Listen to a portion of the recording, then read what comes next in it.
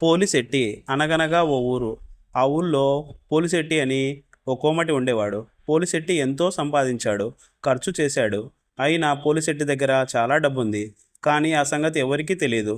పోలిశెట్టి ఇల్లు పూరి గుడిసె. ఓనాడు గాలివాన వచ్చి గుడిసె కప్పు కాస్త ఎగిరిపోయింది, గోడ కాస్త పడిపోయింది. కూలి వాళ్ళను పెట్టి పోలిశెట్టి మట్టితో మళ్ళా గోడ పెట్టించాడు. శెట్టి దగ్గర చాలా డబ్బున్నదని దొంగలు పసిగట్టారు.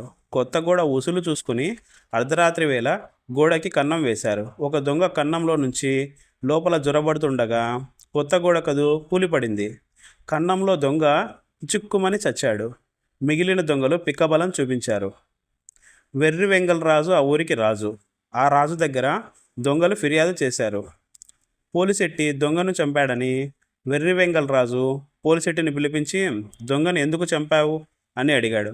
మహాప్రభో, ఇందులో నా తప్పేమీ లేదు. పుచ్చుకునే డబ్బులు పుచ్చుకుని గోడ కట్టిన మేస్త్రి అట్లా అఘోరించాడు, చూడండి న్యాయం అన్నాడు శెట్టి. రాజు తాపీ మేస్త్రిని పిలిపించి, శెట్టిగారి గోడ అంత అసనాటుగా ఎందుకు కట్టావు అని అడిగాడు. మహాప్రభో, ఇందులో నా తప్పేమీ లేదు. కూలివాడు మట్టిలో నీళ్లు జాస్తిగా కలిపాడు అన్నాడు తాపీ మేస్త్రి. రాజుగారు కూలివాడిని పిలిపించి, ఒరేయ్, మట్టిలో నీళ్లు జాస్తిగా ఎందుకు పోసావు అని అడిగాడు. మహాప్రభో, నా తప్పేమీ లేదు. కుమ్మరాడు కడవ మూతి పెద్దది చేశాడు అన్నాడు కూలివాడు.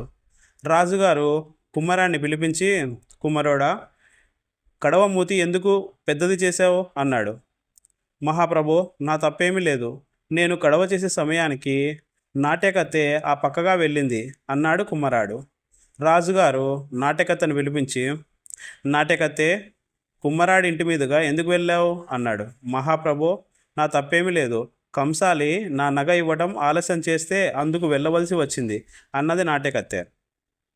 రాజు కంసాలిని పిలిచి, కంసాలి, నాట్యకత్తె నగ ఎందుకు త్వరగా ఇవ్వలేదు అన్నాడు. మహాప్రభో, నా తప్పేమీ లేదు.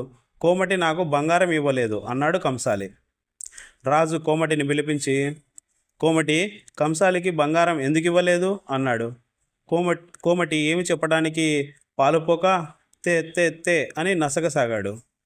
కోమటి దొంగచావుకు కారణమని ఊహించి కోమటిని ఉరితీయమని ఆజ్ఞ ఇచ్చాడు వెర్రి వెంగళరాజు. ఇంకేం, కోమటిని ఊరి తీసే చోటికి తీసుకుపోయినారు. కోమటిని ఊరి తీస్తున్నారని తెలిసి జనం చూడటానికి తండోపతండాలుగా వచ్చారు. రాజుగారు కూడా సపరివారంగా వినోదం చూడవచ్చాడు. తీరా కోమటి మేడకు ఉచ్చు తగిలించబోయే సమయానికి జనంలో నుంచి ఒక కుర్రవాడు ముందుకొచ్చి, ఆగండి ఆగండి, ఆ కోమటిని ఉరి తీయొద్దు, వాడికి బదులు నన్ను ఉరి తీయండి